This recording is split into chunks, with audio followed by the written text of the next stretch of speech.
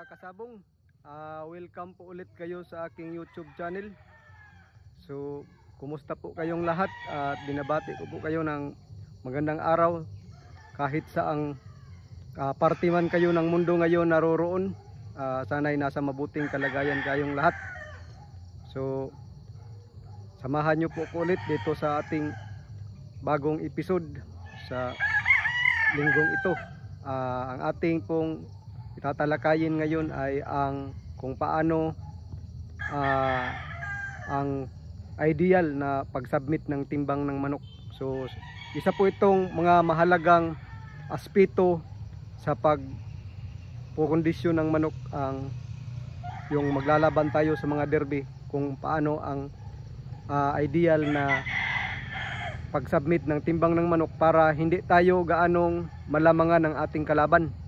So hindi po pwede na madihado tayo sa ganitong aspeto, sa kahit ang ating manok ay napondisyon natin ng maganda, kung didihado naman tayo sa timbang, so medyo disadvantage po yun sa ating mga kasabong. So tara, pag-usapan natin ang mga ideal na pagkuha ng timbang ng manok. So usually mga kasabong, sa paghisimula pa lang ng conditioning, kinukuha na natin ang ating timbang. Usually kinukuha sa umaga at sa hapon. So dinalagyan natin ng pizza doon, at kung ano ang timbang nila. Halimbawa sa October 1 simula tayo, so ating ilalagay doon ang timbang ng ating manok, kung ano po ang timbang niya. Halimbawa i-record natin doon. Halimbawa nagbabase tayo sa kulay, halimbawa gold, tapos ang wing bar number ay ganito. Usually ang mga manok halos kilala naman natin ang ating manok, so ilalagyan natin sila, ilista natin sila sa halimbawa sa isang notebook doon. Kukunin natin ang kanilang initial na timbang para araw-araw mamonitor natin kung hindi ba ano ba ang timbang nila, at hindi ba bumigat sila or mas lalong gumaan. So kailangan nating i-monitor, at doon po tayo magbabase sa kanilang araw-araw na timbang, kung tayo'y mag-i-sparring, kung ano ba ang kanilang mga ikinikilos, kung ganoon ang kanilang timbang. So importante po yun para malaman natin kung saan komportable ang ating manok sa timbang. Dahil kung alam na natin kung saan ang mga timbang ating manok, mas angkop sila na pwedeng ilaban, so doon natin sila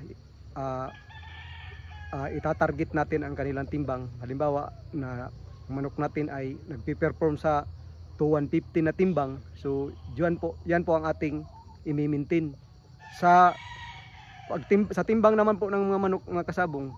Dahil derby ang ating sasalihan, so ang kukunin natin na timbang sa ating manok ay yung pinaka mababang timbang nila, na nandun pa ang kanilang lakas. Mabilis sila, may lakas, at mayroon pa silang mapapakitang galing. Hindi po pwede na sa gusto lang natin na makabintaha tayo dahil magaan nga ating manok at malaki sa kalaban, at ating pipiliting mababa ang kanilang timbang pero wala naman po silang lakas, at mawawala na ang kanilang galing. So talagang matatalo tayo doon, mga kasabong. So usually ganun po ang ginagawa natin. Alam na natin ang timbang sa ating manok, so patuloy po tayong magmumonitor doon hanggang sa malapit na ang araw ng laban. So pero ang main topic natin ngayon ay kung paano ang pagkuha ng timbang bago natin i-submit sa nagpa-derby. So halimbawa bago natin i-takes ang derby natin, so ano po ang ideal? Usually po sa experience ko, mga kasabong, kung titimbangin natin ang manok sa umaga at sa hapon, magkaiba po sila ng timbang, hindi po pareho. Halimbawa ang manok natin nakakiping na, so nag-keeping na tayo ng manok, nakakulong na sila. Halimbawa 3 days before the fight, kinulong natin sila, tapos tinitimbang natin sila sa umaga. Bago tayo magpakain sa umaga, titimbangin natin, hihintayin muna natin makapag-ipot sila sa kanilang limbering pin, tapos titimbangin natin, kukunin na ng kanilang timbang at i-record natin. Tapos sa hapon naman, mga alas 3:30 ng hapon, ilalabas natin sila sa kanilang kulungan at atin silang i-drop sa 3x3 na may mating. Pero granting na po yun mga kasabong na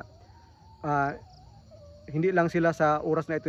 Usually lalo na kung malapit ng ating laban, usually minomonitor natin at every 3 hours inilalabas natin ang ating manok sa kulungan. So halimbawa magpapakain tayo alas 4, before tayo magpapakain, pinapaipot muna natin, tapos kukunin muna natin ang kanilang timbang at ating i-record. So kung ating titingnan mga kasabong, ang timbang sa umaga ng manok, yung manok natin, dahil mas mataas po ang kanilang pahinga dahil nakapagpahinga sila sa gabi. Kung titimbangin natin sila sa umaga before tayo magpakain, mas magaan po sila ng timbang kumpara sa timbang sa hapon. Usually mayroong diferensya na mga 5 grams to 10 grams. Yan po ang naobserbahan ko mga kasabong. Mas mabigat ng mga 5 grams to 10 grams ang timbang sa hapon. So diyan tayo magbabase. Ano po ba ang magandang kuna ng timbang kung magsasubmit tayo ng timbang sa nagpaderby? Sa umaga ba o sa hapon? Pero usually sa akin mga kasabong, mas maganda talaga sa hapon dahil iwas badwit po. Dahil usually ang manok natin, karamihan naman po sa mga laban ay sa hapon o sa gabi na, sa mga derby. Madalang lang po na napapalaban tayo sa umaga. So ang babasihan po natin ng timbang, panitan, halimbawa bukas ang derby, magsasubmit tayo ngayon. So usually mga bago tayo magpakain, kukunan natin sila ng timbang. So doon tayo sa hapon magkukuha ng kanilang timbang. So ang ating mga manok lahat na isasubmit ang timbang ay ilalagay natin sila sa 3x3 na may mating, tapos hihintayin natin sila na makapag-ipot na. Granting mga kasabong na dapat ang manok natin sa hapon ay medyo wala ng laman ang kanilang butsi. Usually kung meron mang fiber pa sa kanilang ipot, dapat maliit na po ang kanilang ipot, or mas maganda yung lumabas na po ang kanilang sickle dropping.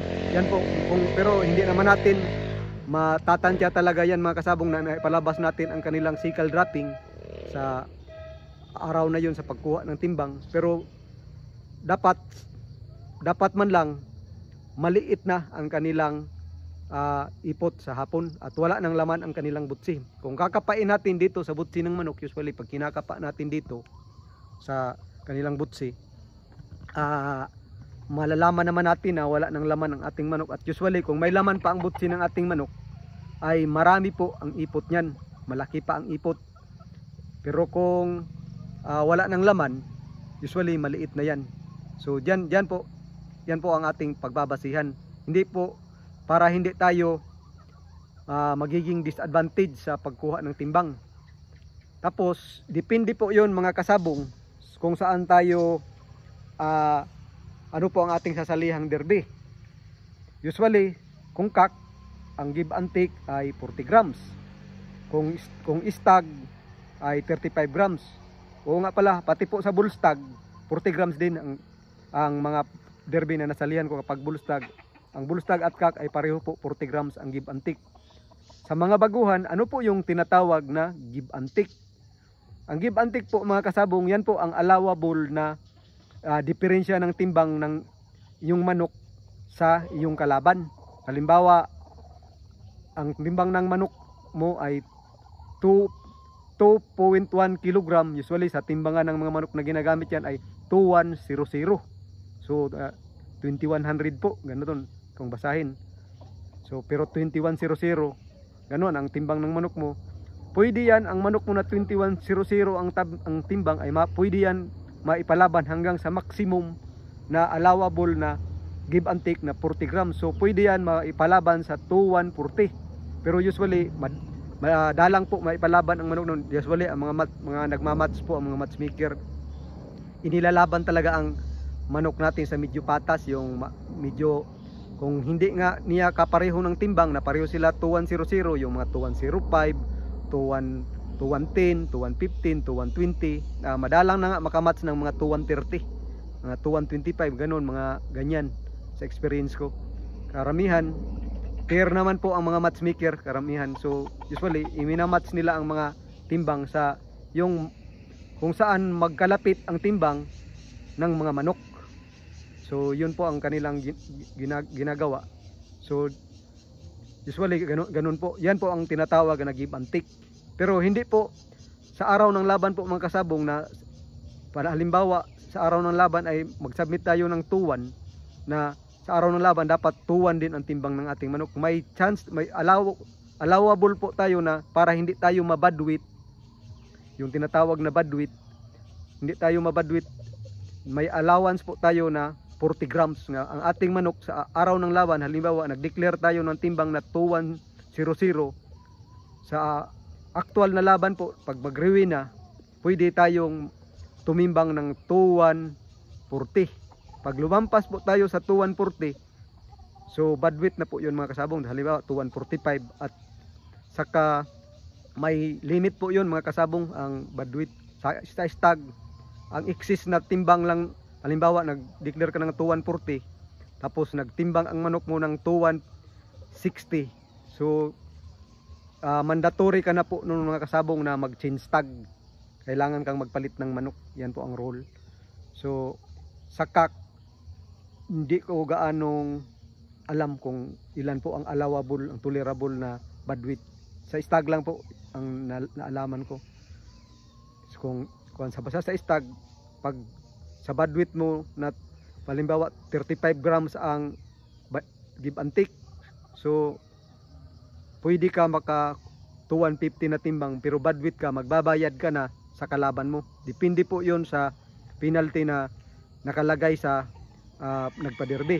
Halimbawa sa bakbakan or sa ibang mga, depende po yun sa may nagpaderby. May nagpapabayad ng 3,000, may 5,000, may 1,000 lang, may 1,500. Depende po yun sa rule ng nagpa-derby. Naka-specify naman po yun usually sa mga invitation nila at sa kanilang rule, at nakapost din po yun sa kanilang bulletin board doon sa sabungan, kung ang penalty sa badwit.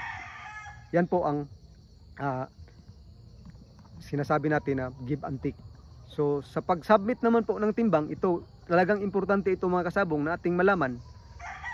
Hindi po pwede na halimbawa nagtimbang ang ating manok ng 2150, isasubmit natin siya ng halimbawa granting na lumabas na ang sickle dropping niya, or hindi man nakapaglabas ang sickle dropping sa pagkuha natin ngayong hapon, na at least maliit na ang kanyang ipot. Hindi po pwede halimbawa nagtimbang ang manok natin ng 2150 ay isasubmit natin siya ng 2150, dahil disadvantage po tayo sa ating mga kalaban. Bukas sa araw ng laban po mga kasabong, pag 2150 ang ating isinubmit, pwede tayong mamatch sa ating kalaban na 2190, dahil iyon ang allowable. So ang gagawin natin, kailangan nating bawasan ang timbang ng ating manok. Ang pinaka-safety po sa akong experience mga kasabong na ibabawas natin sa ating manok ay 50 grams po. Pinaka-safety sa mga beginners po. Pinaka-safety po yun. Hindi kayo, ang iba, yung mga beginners pa, 40 grams lang ang kanilang binabawas, dahil 40 grams nga ang give and take. So ang kanilang manok binabawasan lang ng halimbawa 2150, babawasan lang nilang 140, so isasubmit lang nila ng 2110. Pero medyo alanganin po yun mga kasabong na pagbawas ng timbang bago ka mag-submit, dahil tandaan natin sa araw ng laban po, dahil maliit na pagkain ng ating manok, usually ang manok ay nagdadrop po yan ng timbang na mga 10 grams to 20 grams sa araw ng laban. So yan po ang mga sa experience ko. Ang iba nga hanggang minus 80 po sila, yung mga matatapang talaga, minus 80. Pero ako, sa experience ko sa mga nasasalihan kong derby, ang pinakamatapang ko na talaga na nag-subtract ako ng timbang sa aking manok, yung minus 60. Yun po. Pero sa mga beginners, yung para safety kayo na hindi kayo mawit, enough na po yung 2150 po. Medyo makakapag match na tayo ng maganda-ganda doon mga kasabong sa minus 50. Halimbawa 21 ang timbang ng ating manok, 2150, so isasubmit natin siya ng 21 lang, 21, so kay minus 50, 21 lang. Sa araw ng laban may maximum tayo na timbang na allow sa fight day na 2140, at hindi po yun mahirap kunin sa araw ng laban mga kasabong. Yan po ang ideal para sa akin, dahil kung magbabase tayo ng timbang sa umaga, dahil mas magaan ang ating manok at karamihan sa mga laban ay sa hapon, ay lalo na kung beginners tayo, magkakaproblema po tayo sa araw ng laban mga kasabong, na posibleng mabadwit ang ating manok. Yan po ang mangyayari. Tapos sa araw ng laban, kailangan bantayan mo rin ang timbang ng kalaban ng iyong manok. Pag magtimbang na kayo ng manok, tingnan mo rin ang timbang ng iyong kalaban, kung pumasok ba sa allowed na 40 grams kung kak, o 35 sa stag. Sa kak po yun sinasabi ko mga kasabong, na 50 grams. Kung sa stag, so minus 45 lang sa stag, 45 grams lang, dahil 35 grams ang give and take, so may allowance ka lang na 10 grams para mag-reduce ang inyong manok sa araw ng laban. Maka-reduce ka ng 10 grams, hindi pa po anong mahirap kunin yun. Pero yung mga eksperyensado na talaga, yung mga lalo na yung mga matatapang na gusto talaga makabintaha sila sa kanilang kalaban, ay hanggang 80 po. Yun ang mga nakausap ko, hanggang 80 grams nila kinukunan, nagsusubtract sila ng minus 80. Pero hindi ko po yun inirekomenda sa mga beginners, dahil nagsisimula pa lang kayo at medyo masakit sa bulsa ang magbayad sa araw ng laban. Hindi pa nga kayo nakapaglaban ng manok mo, ay magbabayad ka na ng penalty, so talo ka na agad. Halimbawa sa stag derby ng CBBA, so usually 3,000 po ang badwit, so talo ka na agad ng 3,000 pag nagkaganon. So yan po ang mga, kaya ang itinuturo ko lalo na sa mga beginners, na sa hapon po ang babasihan nyo ng pagkuha ng timbang bago nyo isubmit. Pagkatapos nyong makuha ng lahat ng timbang yung manok, pwede na kayong magpakain. Tapos pagpakain ng manok nyo, ilalagay nyo na uli sila sa kulungan. Tapos mag-submit na kayo ng timbang nyo sa nag-promote ng derby. Usually sa cellphone lang naman ginagawa yon, iti-text mo lang kung ano po ang timbang ng yung manok. Kung stag po, ay kailangan ang wing ba number, ilalagay mo doon ang wing ba number ng manok mo, at gaganon ang kanilang timbang. Sa kak, hindi na kailangan ang wing ba number. So ganun lang po ang style nun. About naman po yung badwit mga kasabong, ano po yung tinatawag na badwit? Ang badwit po ay yung timbang po yun na medyo lumampas ka sa allowable na timbang ng yung manok. Pero ano po ang binabasihan ng badwit? Halimbawa, ikaw nag-declare ka ng 2-1, halimbawa ang ating labanan, nag-declare ka ng 2-1-0-0, tapos ang kalaban mo ay naka-match ka sa 2-1-20. So ang pagbabasihan ng badwit mo mga kasabong, ikaw 2-1, hindi po 2-1-40 ang badwit mo.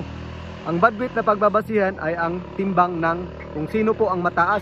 Dahil mataas ang sa kalaban, so may allowance sila na 2-1 na 400, so nasa 2-160 po. So yan po ang badwit. Baka magkamali kayo na sa araw ng laban ang manok nyo, pagbabasihan mo ng badwit ay ang sa timbang ng iyong manok. Halimbawa, medyo nagka-problema kayo sa timbang, ang manok mo tumitimbang pa ng 250. Tapos ang allowable na tinatarget mo ay 2140 dahil nagsubmit ka ng 21, pero ang kalaban mo pala ay 2120. Tingnan mo po ang timbang ng iyong kalaban. So ang kalaban mo 2120. So ang ibig sabihin 2160 ang badwidth dahil ang pagbabasihan kung sino ang lamang. So doon ka magbabase. Baka mangyari sa iyo yung lalo na yung sa mga beginners na halos ginugupitan na ang kanilang manok dahil badwidth daw sila, pero hindi pala sila badwidth dahil ang kalaban nila ay mas malaki ang timbang. So yun po ang pagbabasihan. Kaya isang mahalagang aspeto po ito sa gustong sumali sa mga derby, na matutunan natin ang timbang ng paano ang tamang pag-submit ng timbang ng manok, at ano po ang ideal na isubtract natin bago tayo mag-submit. Dahil kung sa sinabi ko na pag ang ating manok ay 2150 ang timbang at isubmit lang natin ng 2150, disadvantage po tayo kinabukasan. Sigurado po talaga ang ating kalaban ay mamamatch tayo sa hanggang 2190 ang timbang, dahil ang sinabi natin ay 2150 ang sa atin. So ang 2150 ay pwede yan i-match hanggang 2180, 2190. So pag na-match ka sa maximum na 2190, ang ibig sabihin napakalaki po ng timbang sa 2190 plus allowable na 40 grams. So mayroon na pong diferensya na halimbawa 2150 ang sayo, ang kalaban 2190, lamang na sila ng 40 grams plus another 40 grams. So 80 grams po ang diferensya mga kasabong sa araw ng laban. Patay po ang ating manok doon, nasa disadvantage po tayo. Kaya kailangan natin silang mag-subtract tayo bago mag-submit. Kaya ang tinuturo ko, lalo na ina-advise ko sa mga beginners, yung mga kakilala natin na nagsisimula, na nagtatanong sa atin, yung 50 grams experience ko sa CAC, enough na po yun na pagsimulan. Tapos depende na po sa experience mo habang tumatagal. Kung medyo tumatapang tayo, medyo taas-taasan natin ang bawas, kung kaya natin, pwede yun. Pero ako, never pa talaga na bawas sa before nagsabit ng timbang, na nagbawas ako ng mas mataas sa 60 gram, dahil medyo mapoproblema na po tayo. Ayoko pong, kasi yung sa araw ng laban namumroblema tayo, na may inaatupag tayo na ang manok natin ay hindi pa sa kanilang timbang, dahil hindi tayo makapag-relax nun mga kasabong. Sa experience ko, pag hindi tayo makapag-relax sa araw ng laban, ay malamang tayong matatalo.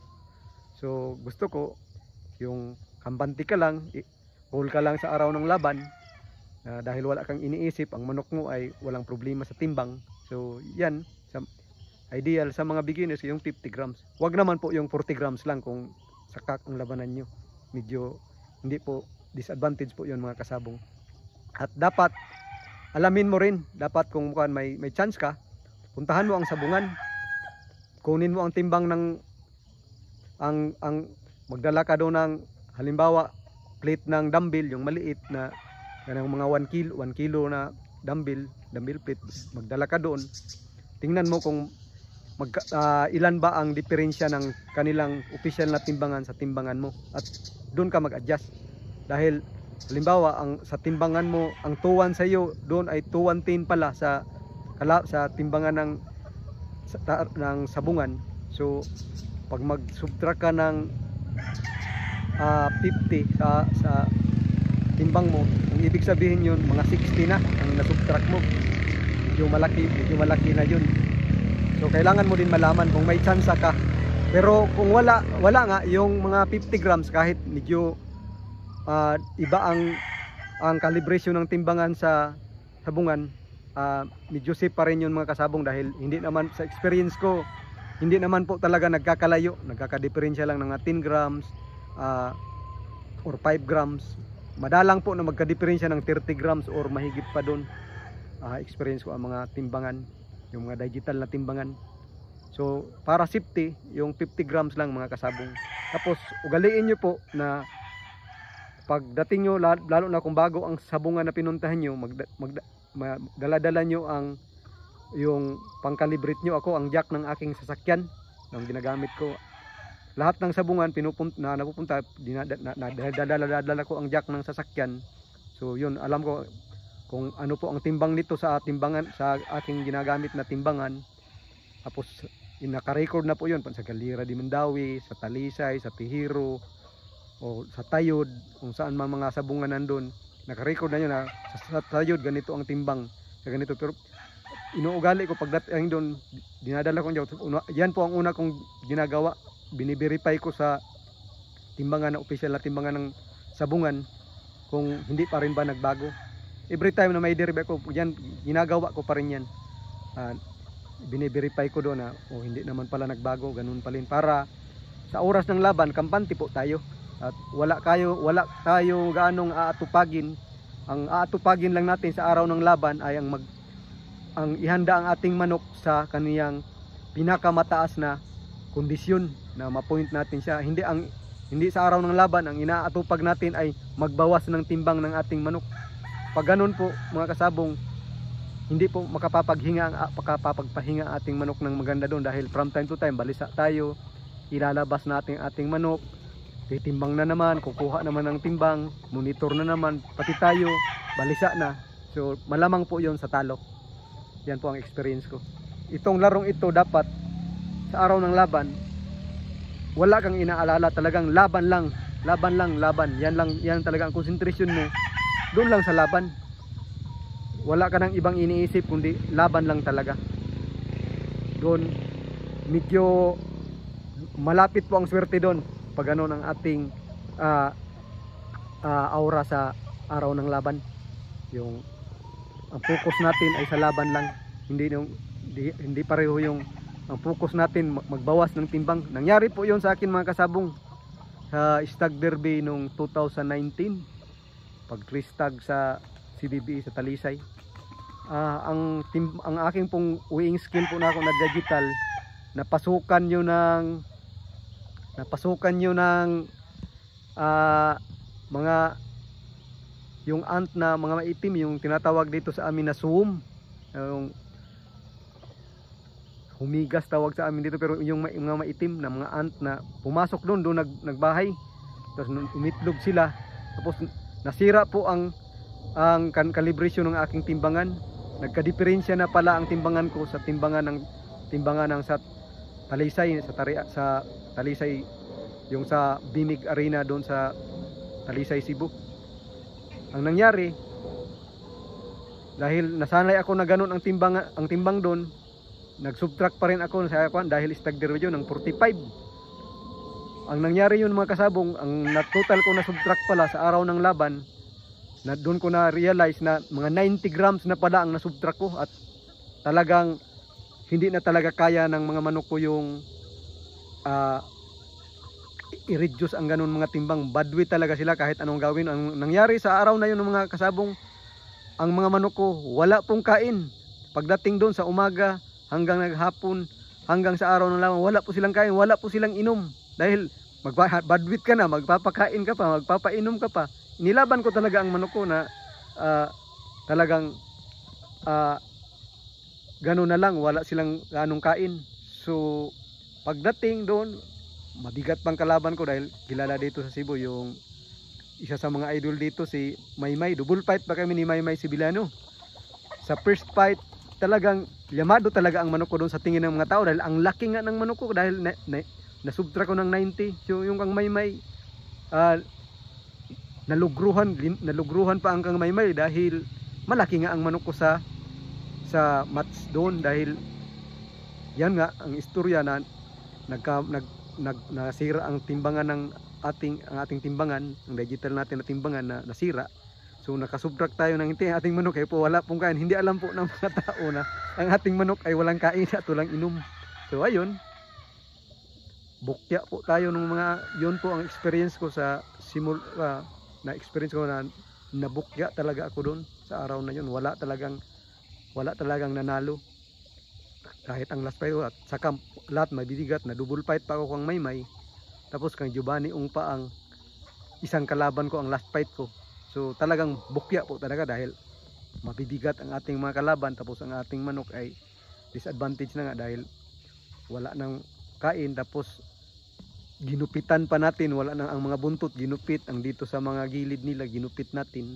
Yan po sa experience ko na dapat sa araw ng laban hindi talaga tayo balisa, wala po talaga tayong inaatupag, kundi ang makondisyon ang ating manok, yung wala tayong problema sa timbang, pa-relax kung maaari, pwede tayong matulog ng kunti, maidlip ng kunti dahil wala naman tayong problema sa timbang ng ating manok.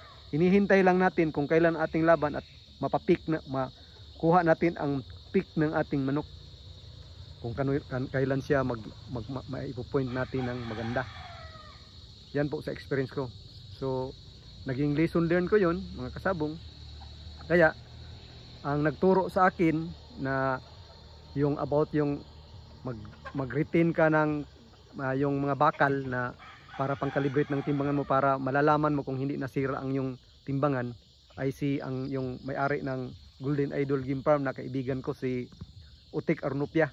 Siya po ang nagturo sa akin na, Migo, ang ginagawa niya raw, mayroon siyang bakal na yan ang binabasihan niya ng timbang ng mga manok, na para every time na gagamit siya ng kanyang timbangan, biniverify niya doon sa kanyang, dahil tama naman talaga yung kung gagamit ka ng ibang bagay ay pwede silang masira, di kagaya ng bakal na hindi yung nagbabago gaano ang hindi lang sila kainin ng kalawang.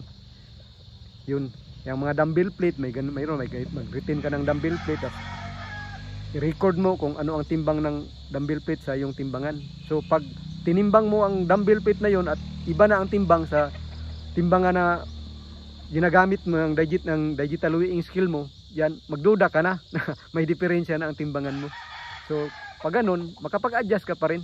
Halimbawa medyo tumaas ang timbang, na halimbawa ang sa iyong timbangan yung 1